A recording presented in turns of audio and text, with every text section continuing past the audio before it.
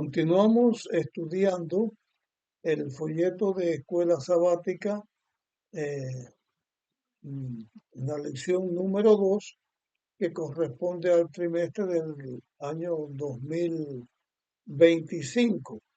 Esta es la segunda parte de la lección que estamos estudiando, o el segundo comentario que estamos haciendo. Terminamos hablando acerca de Rahab y de la mentira que ella dijo. Y entramos en un aspecto para analizar algunas cosas. En el estudio de la lección que estamos teniendo, vamos a encontrar más adelante de otro aspecto que tiene que ver con la mentira. Vamos a mencionarlo en este momento. Dejamos de hacer comentarios que tienen que ver con Rahab y con lo que sucedió. Vamos a hablar lo que sucedió con los de Gabaón, los gabaonitas, que también dijeron mentira. ¿Y cómo está eso? De acuerdo con la voluntad de Dios y con respecto a la mentira, porque los hijos de Dios no debemos decir mentira. La mentira no es una opción para los hijos de Dios.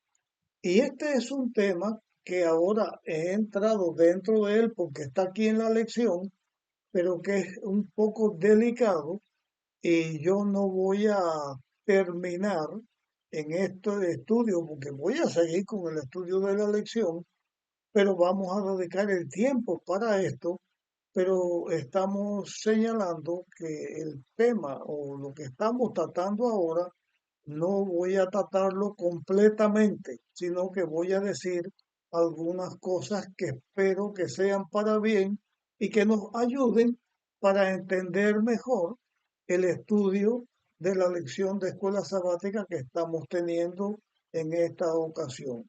Lo que sucedió con los gabaonitas fue que ellos también habían oído, también ellos sabían cómo Raab, todo lo que Dios había hecho en favor de los israelitas. Ellos también sabían cómo Raab, las plagas que Dios mandó a Egipto, también sabían del cruce del Mar Rojo, también sabían de la forma maravillosa en que Dios había actuado, protegiendo a Israel en sus 40 años de peregrinación por el desierto.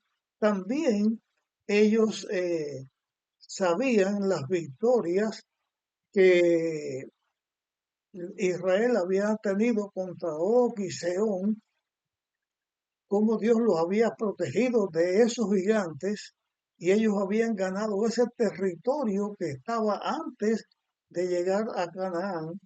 Y ellos, al igual que todos los cananeos, sabían lo que Dios había hecho, entonces tuvieron miedo.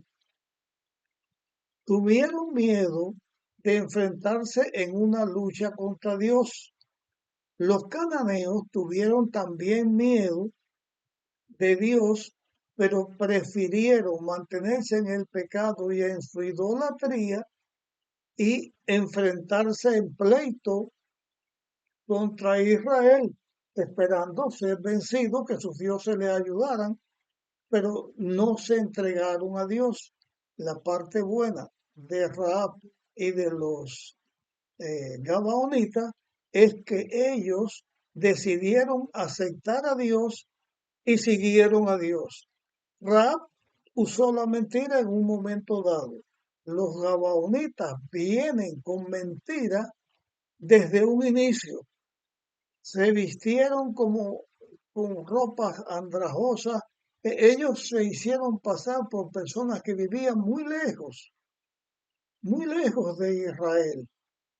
Y como que vivían lejos, llegaron allí en esta forma andrajosa. Ellos vinieron buscando hacer un pacto con Israel. Usaron la mentira,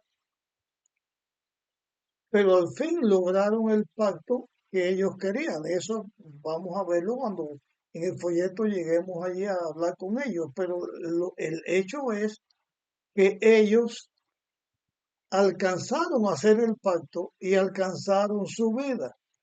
Rahab también dijo mentira y tiene que ver con su historia otro aspecto que vamos a decir. Pero lo que tratamos ahora en este caso, con respecto a la mentira, quiero señalar otro aspecto que en el estudio de la lección no se presenta, porque no está estudiando ese tema.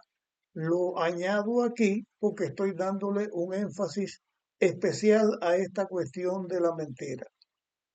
Cuando Dios había desechado a Saúl como rey de Israel y Dios había elegido a David, Dios le dice a Samuel que vaya a ungir a David como rey.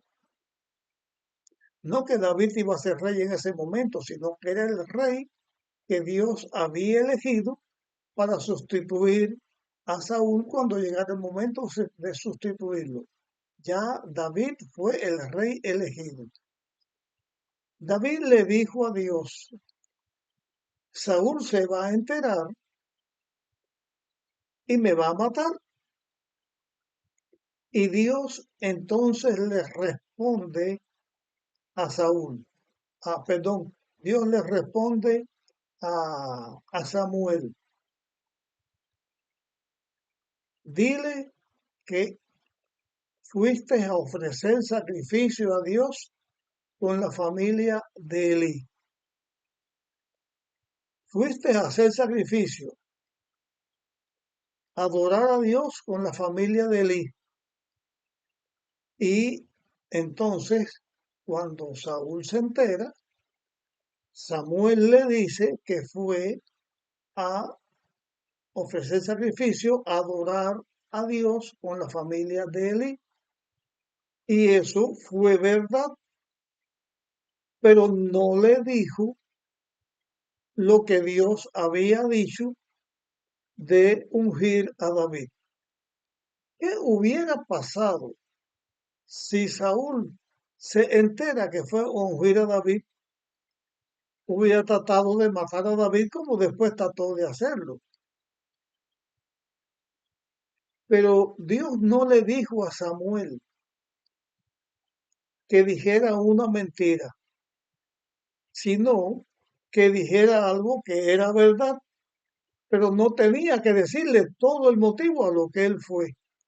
Dios tenía poder, porque Dios tiene poder para todo.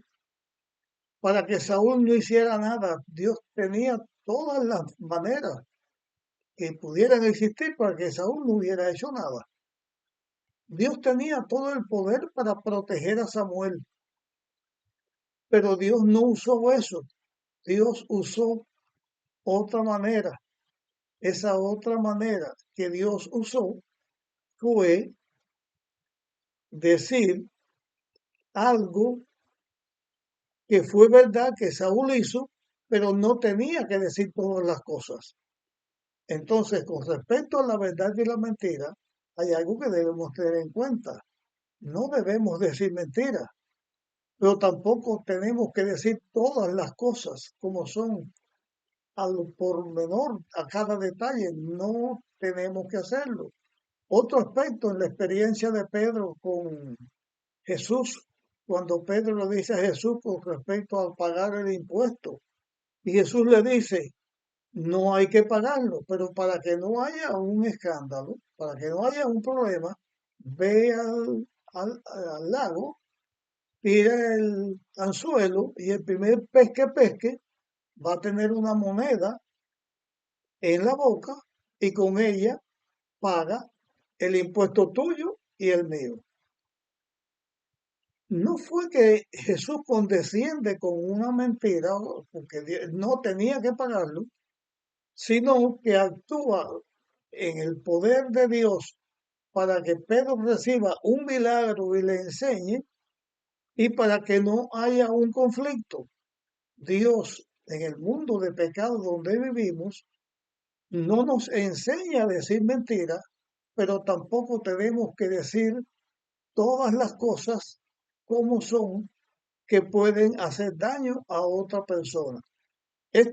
Yo comprendo que no es una explicación completa, pero estamos estudiando la lección, debo volver a otra cosa, pero en algún momento dado debemos estudiar más a fondo la cuestión de decir la mentira y decir la verdad. La verdad la debemos decir, como tampoco conviene en el mundo de pecado decir toda la verdad de una sola vez, porque Dios la misma verdad que se predica del Evangelio se va enseñando por distintos tópicos de distinta manera hasta que la persona tenga un concepto completo de toda la verdad de Dios. Y por eso el Evangelio se predica como se predica. Como vivimos en un mundo de mentiras, no debemos decir mentiras, pero tampoco debemos no estamos obligados a decir todas las cosas que puedan hacer daño. Y todo eso tiene que ver por causa del mundo de pecado donde nosotros vivimos. En el mundo del pecado donde nosotros vivimos, lo que impera es la mentira, lo que impera es el diablo engañando. El mismo Jesús dice a sus seguidores que tengamos cuidado con los falsos maestros, con los falsos cristos, porque en este mundo lo que abunda es la mentira. Los hijos de Dios debemos ser veraces, enseñando la palabra de Dios debemos ser veraces y también debemos ser astutos, sencillos como paloma, pero astutos también para que no seamos enredados ni por la mentira, ni por Satanás, ni por el lobo que viene que viene disfrazado porque es lobo y se disfraza como oveja. Debemos seguir toda la palabra de Dios y seguir la verdad como Dios lo establece. Eso es lo que debemos hacer, pero no es necesario decir todas las cosas como son, ni decir toda la verdad de una sola vez. En la Biblia nosotros aprendemos cómo ser veraces, no ser mentirosos, guardar los mandamientos de Dios, pero también Dios nos capacita para actuar en una forma correcta que no traiga daño ni problema a otra persona. Dejo esto hasta aquí con la promesa de que en un futuro vamos a abordar este tema más profundamente.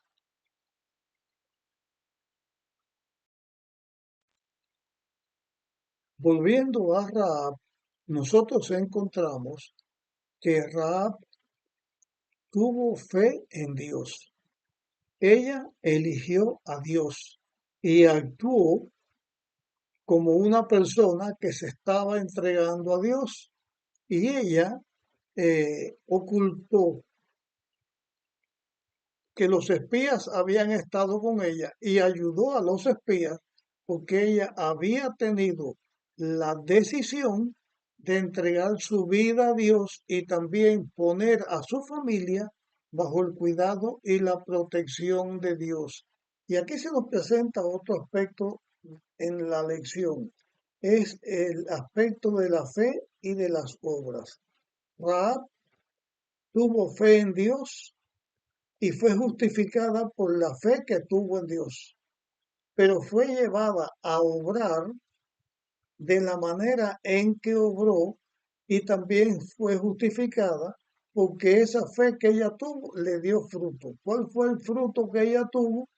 Que fue el intermediario para lograr la salvación de su familia y su familia y ella estuvieron en su casa en el muro donde tenía su casa en el muro de Jericó y fueron protegidas. Hicieron un pacto con los eh, israelitas que tiene que ver también con otro aspecto de la lección que se señala y lo vamos a presentar aquí. Vamos a unir estos dos casos.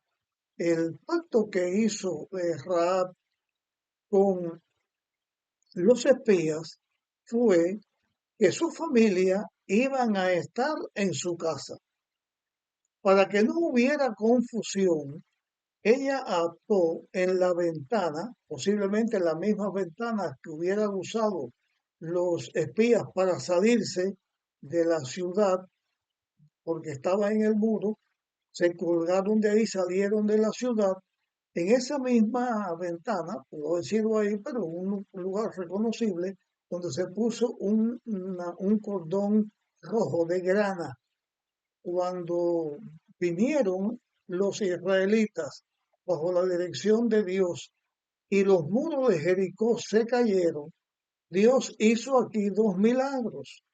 Un milagro fue la protección de Rahab y su familia, porque como que el muro cayó y los israelitas entraron y destruyeron la ciudad, lógicamente la casa de Rahab, la casa de Rahab que estaba en el muro, ese muro cae, pero esa casa fue protegida. Ese lugar de muro fue protegido, porque Dios también protegió a Rahab y a su familia. Rahab fue una persona que se consagró a Dios. Era prostituta de Baal y de los dioses falsos. Pero cuando ella se entrega a Dios, cambia su vida a Dios. Como que ella cambió su vida a Dios, Dios entonces hizo a través de ella algo hermoso. Ella fue ascendiente, o sea, el rey David, rey de Israel, tenía dentro de su parentesco a Rahab. Rahab se casó con alguien del cual vino David. No estoy dando los nombres ahora, lo puedes estudiar aquí en la lección. Es se casa con vos, tiene que ver con la descendencia de vos, tiene que ver con la descendencia de la cual vino Isaí y de la cual vino David, y después también tiene que ver con la descendencia del mismo Jesús. Así nosotros encontramos que como descendiente de Jesús, esta mujer que había sido pecadora, se había entregado a Dios, Dios la había transformado y la misericordia y el amor de Dios la llevó a ser progenitora también por la parte humana del mismo Jesús. El mismo Jesús desciende de David y David tiene que ver con Rahab. Y esto nos habla también a nosotros de la manera maravillosa en que Dios conduce a su pueblo, en que Dios conduce a sus hijos y hace de nosotros, los seres humanos, personas condenadas por el pecado a la muerte, nos hace seres que vamos a vivir resplandecientes por la eternidad en el reino de Dios. En el libro de Daniel hay un texto que habla de los que enseñan la verdad a la multitud, que dice que brillaremos como estrellas a perpetua eternidad, los que se dedican a enseñar la palabra de Dios. Así que vemos aquí la bendición grande que tuvo Rahab como una persona que se entregó a Dios. Señalamos también en estudio de la lección en la parte del pacto de martes que habla de un nuevo pacto. Y la pregunta que se nos hace es esta: ¿cómo nos ayuda este texto de Éxodo a entender el acuerdo entre los espías y Rahab? Se está hablando de los textos Josué capítulo 2 versículo 12 al 21 y Éxodo capítulo 12 versículos 13, 22 y 23. Ese pacto que tiene que ver es el pacto de Dios con su pueblo. Pero hubo un pacto de Rahab y los espías. Fue el cordón de grana, como ya explicamos. Hubo también un pacto cuando el Cordero Pascual, los israelitas lo sacrifican y untan de sangre el dintel y los marcos de la puerta. Y ese color, ese rojo del cordón y en la sangre del cordero señalaban un lugar donde Dios había hecho pacto de dar vida a los que aquí estuvieron. Así que en el pacto, Dios le dice al hombre, pon una señal y vas a ser protegido. Cuando Dios pasa para matar a los primogénitos de Egipto y también para la destrucción de los impíos de Jericó, quedan salvos algunas personas por la bondad de Dios, pero también el hombre hace su parte. La parte que corresponde al ser humano es obedecer a Dios señalando para que de acuerdo con la promesa del pacto hecho, Dios protegiera a los que estuvieran adentro. Así, el pacto de Rahab con los espías, el pacto de Israel con los eh, de Dios con Israel y los primogénitos, que era parte de, era que señalaba que ellos se entregaban a Dios, que se ponían bajo la protección de Dios, que ellos elegían a Dios, entonces Dios obró y los protegió. Y aquí hay una parte de la lección que quiero leerles, que está en la parte de Marte. Dice, mediante su obediencia, el pueblo de Dios, añadí yo el pueblo de Dios, así que voy a leer, mediante su obediencia, el pueblo debía mostrar su fe. Asimismo, todo aquel que espera ser salvo por los méritos de la sangre de Cristo, debe comprender que él mismo tiene algo que hacer para asegurar su salvación. Únicamente Cristo puede redimirnos de la pena de la transgresión, pero nosotros debemos volvernos del pecado a la obediencia. El hombre es salvo por la fe, no por las obras. Sin embargo, su fe debe manifestarse por sus obras. En el libro de Santiago dice que las, eh, la fe sin obras es muerte. Comentando esto que acabamos de decir, señalamos lo siguiente. La salvación es únicamente por la gracia de Dios. La gracia de Dios es un regalo de Dios. Sin ese regalo, sin esa gracia, sin ese plan de la salvación, ningún ser humano hubiéramos podido salvarnos. Pero Dios nos da ese regalo, pero ese regalo nosotros que debemos de aceptarlo. ¿Cómo lo debemos aceptar? Por la fe. Únicamente podemos aceptar el regalo o la gracia de salvación por la fe, pero esa fe es Dios quien nos las da. Después de aceptar a Dios por la fe, hay la salvación que nosotros alcanzamos, pero no que nosotros ganamos, sino alcanzamos. Con respecto a la gracia, hay una declaración que he oído muchas veces en mi vida. Habla de la gracia barata. La gracia barata es la que predican personas diciendo que están enseñando el Evangelio, pero su gracia es barata por lo siguiente. Dicen, Cristo guardó la ley por mí.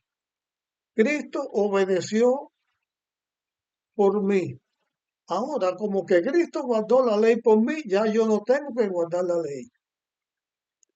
Si yo no tengo que guardar la ley, Estoy poniéndome en el mismo lugar donde cayó Adán por violar la ley de Dios, o en el mismo lugar donde Lucifer cayó por violar la ley de Dios. Estaría perdido. Una forma que tiene el diablo de tergiversar lo que es la salvación del ser humano y el plan de la salvación, es decir, que por el mismo medio que Dios salva al ser humano, que es por dar su vida en la cruz para salvarnos, ese mismo medio lo usa Satanás para apartarnos de la salvación de Dios. Porque decir que Cristo muere en la cruz y clavó en la cruz la ley de Dios es decir la misma mentira que le dijo a Adán y Eva, o le dijo a Eva en el Edén: no morirás. La violación de la ley es la muerte, es la separación de Dios. Cristo no iba a clavar en la cruz lo que es el reflejo de su carácter.